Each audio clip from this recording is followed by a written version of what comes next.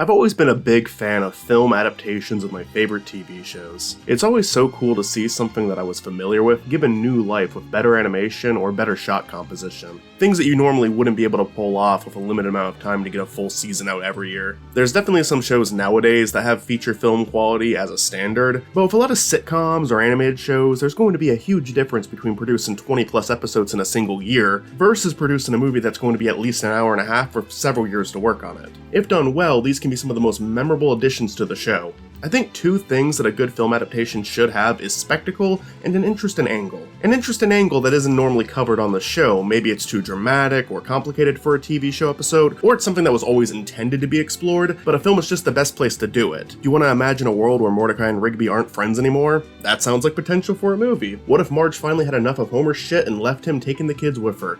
Maybe a feature film would give you more time to justify that story, rather than a short 22-minute episode that would have to bring them back together really fast. As for spectacle, I'd be looking if it does things visually or audibly that make it feel more cinematic. Does it play more with the shots and angles than a standard episode of the show could? Does the score enhance it in any way? Maybe we could have some nice songs thrown into the mix? Starting today, I want to take a look at these adaptations and see if they're pulled off well, or if they left us with something that was a little bit underwhelming and maybe could have been more than it was. Starting off with the film adaptation of one of my favorite shows of all time.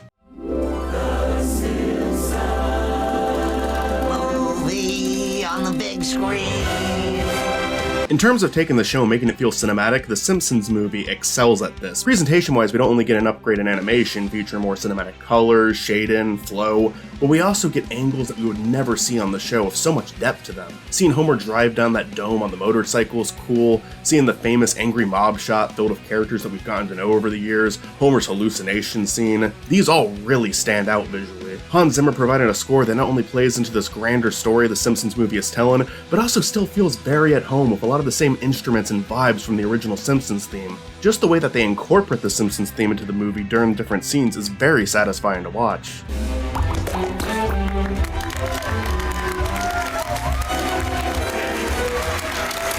The other thing it executes well is having an angle, having a story that does work well for a larger story. That being the family always being at odds with Homer and finally starting to question why they put up with him. Homer disregarding everything Lisa said about the environment over a very silly and selfish reason, Bart beginning to see Flanders as more of a parental figure since he actually treats Bart well, and of course there's Marge's story where we see her on Homer's side more than anyone in this movie, but near the climax she has to put her foot down and we get one of the saddest scenes in the entire show's history, performed very well by Marge's voice actor. And to prove to myself that this is the end, I taped this over our wedding video. Goodbye, Homer.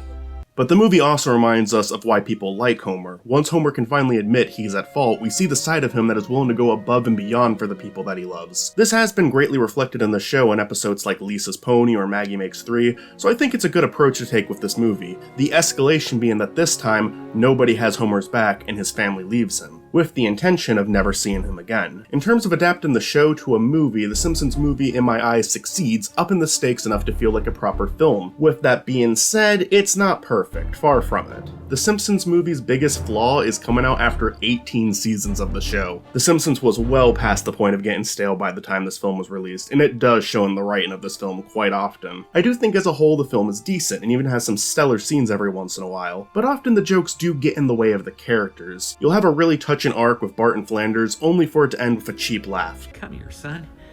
There's always room for one more in the Flanders clan. I'll let you hold the phone. The man knows me.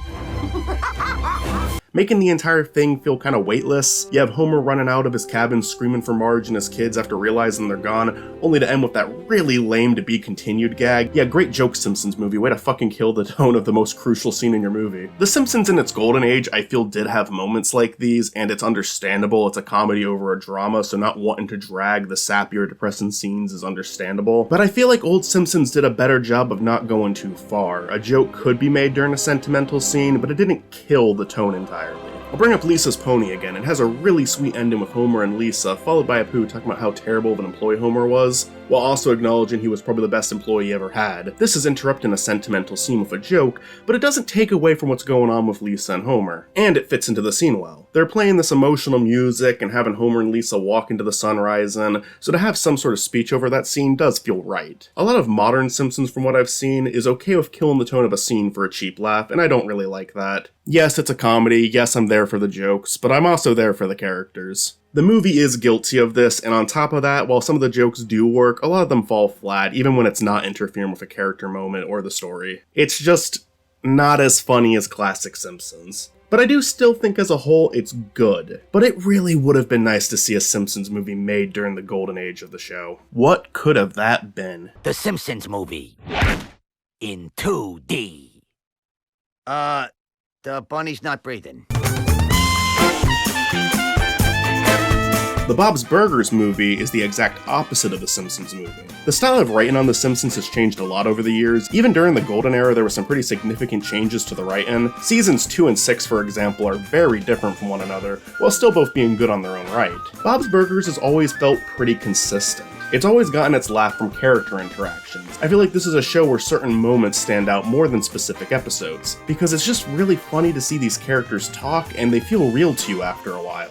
I think it's something that has prevented the show from hitting the highs of my favorite Simpsons episodes, but it also helped it stay good for over a decade and never hit the lows of The Simpsons, never even came close to hitting the lows. It knows what it is, it has always known what it is. I saw an episode from season 12 and thought it was just about as good as any of the older episodes. It's a show that to me doesn't really get stale because it's one that's able to do more mundane storylines without constantly trying to jump the shark like The Simpsons did. It has that much confidence in its world and characters to be able to do that, and it has succeeded all these years. So with that being said, we got a Bob's Burgers movie that was made during the golden era of the show, I suppose. All of the characters feel like themselves, they're just as good here as they are on the show. However, in terms of feeling like a cinematic experience, it is lacking. It does have that angle I keep mentioning, where it does something that the show hasn't quite done. I mean, okay, Louise being insecure about her rabbit ears and refusing to be seen without them has been done on the show. We never got the connection to Bob's mother. We never saw the idea of giving them up bother Louise this much. Hell, I don't even think they ever showed Bob's mother prior to this movie.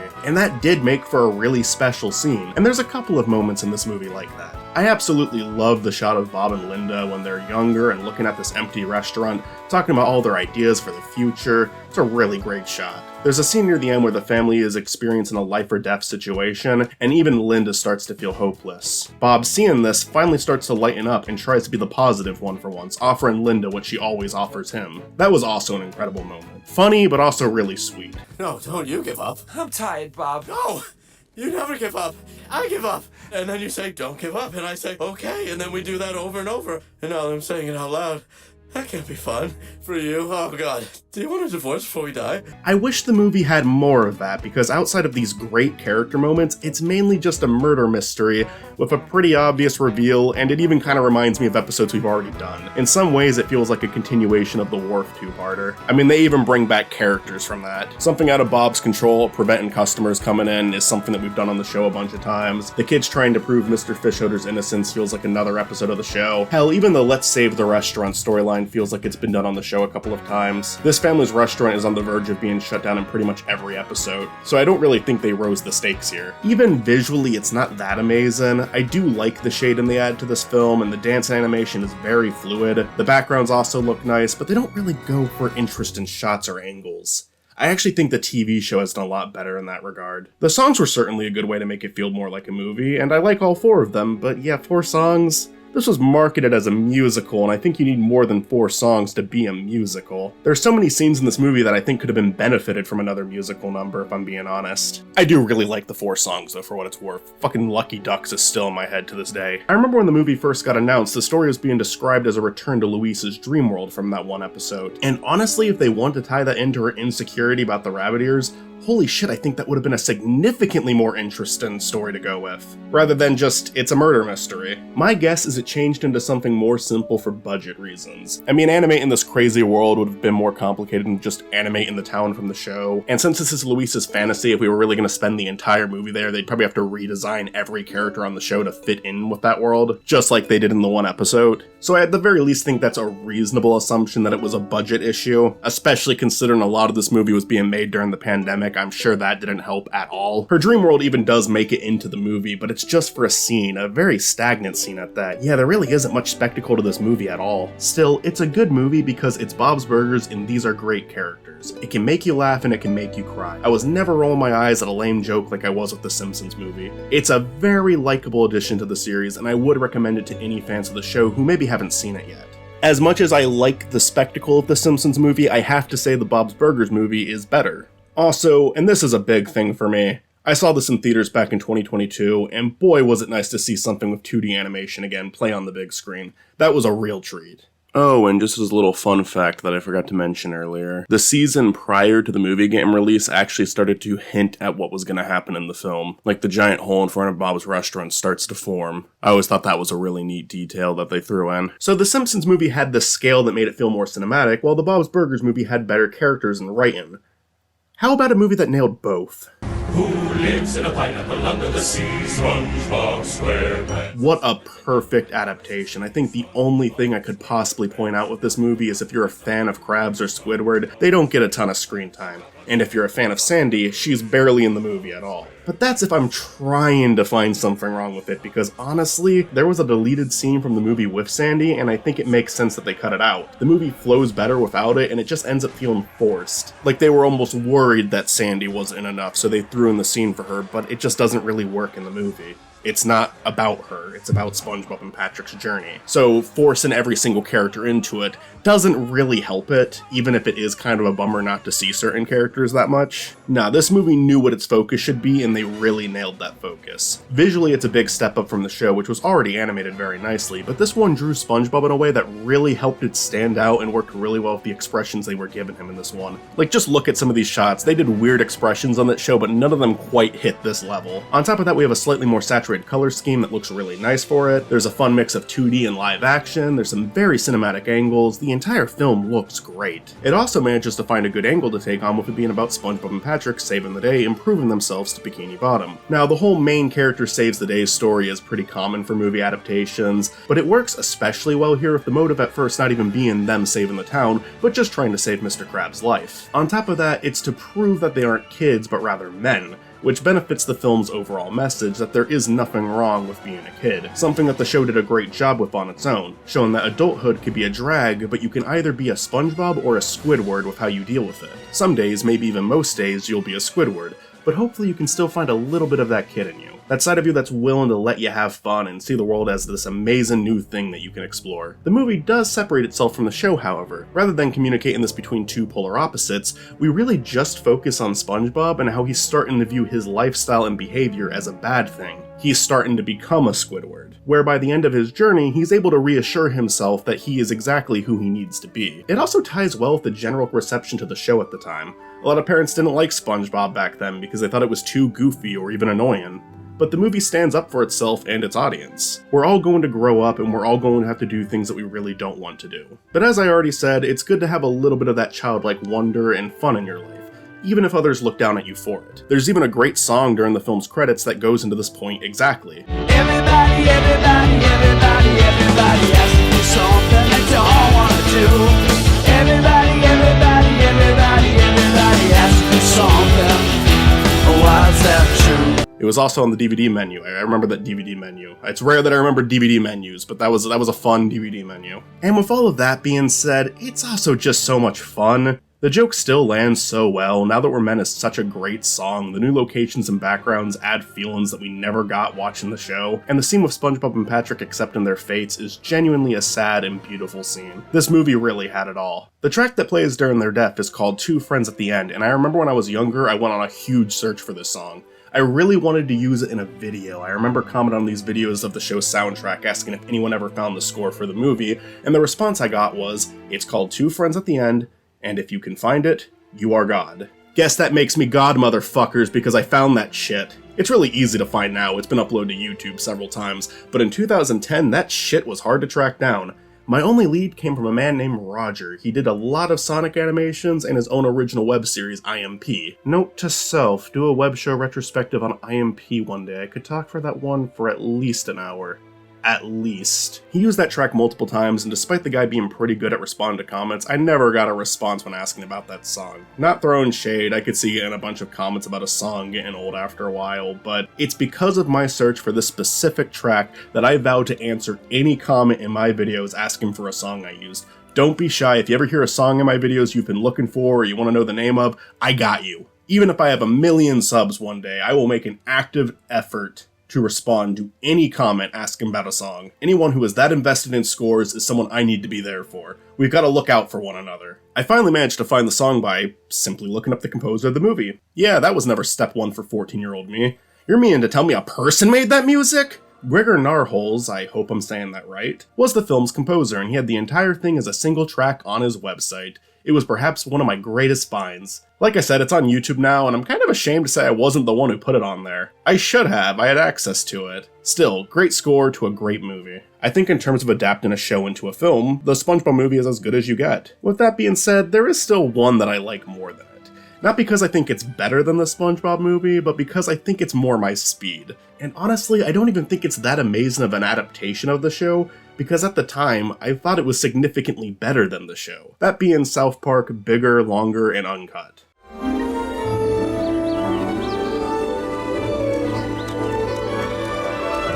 The first 3 seasons of South Park are a little bit rough. You got some great episodes like Chin Pokemon or Hooked on Monkey Phonics, but most of them didn't even come close to the later episodes. Bigger, Longer, and Uncut to me is the true place to start watching South Park if you're ever interested in watching the show. It's one of the best stories they ever told, and even to this day, it might be the best South Park related thing out there. In terms of an adaptation, it's good because, well, like I said, it's South Park but actually watchable, but it does do more with the animation than the show did back then. It has better writing and commentary than the show did. It has a great score and even better soundtrack. I love every song in this movie. They're all so memorable and hilarious. And it does also take what we know about the characters and uses them effectively in the story. Kenny's death running gag being turned into a major plot point with Saddam Hussein and Satan, Stan's crush on Wendy playing a major role in his motivation for the film, Kyle's story being more focused on him and his mother, and Cartman literally being unable to curse or he'll get shocked despite being the most vulgar character on the show. That is a great way to use your characters. They nailed it. Like the SpongeBob movie, it does directly address some of the backlash the show has gotten. This time with it being more of a story about censorship and taking control as a parent, monitoring what your kids watch instead of getting angry at the artists making shows or movies that are specifically not for kids. But even then, it's just a good commentary on America as a whole. The only reason I think SpongeBob is a better adaptation is the movie came out after SpongeBob's golden era, while Bigger, Longer, and Uncut kind of started South Park's golden era. At least in my eyes. I know the first 3 seasons of South Park were popular. There's a reason the movie exists. Trey Parker and Matt Stone learned a lot about writing a proper script while making this movie, and the improvements showed in the very next season. Season 4 was much better than those first 3 seasons. But because this is more of the start of the new and improved South Park, we don't get a lot of focus on really funny characters like Butters or Randy, since they started getting used more in the later episodes of the series. I love the South Park movie, but I almost love it more as a standalone film rather than a film version of a TV show. It's one of my favorite comedies of all time and probably holds a place in my top 10 favorite movies of all time. But you really don't need the show to understand the movie. Even stuff like Kenny's death works well in the movie's story. Like, you could be completely unaware of that running gag in the show and it would still make sense here. Kenny revealing his face and speaking would still be a big deal because he hadn't done it throughout the entire movie. You could watch this movie while disregarding the show entirely.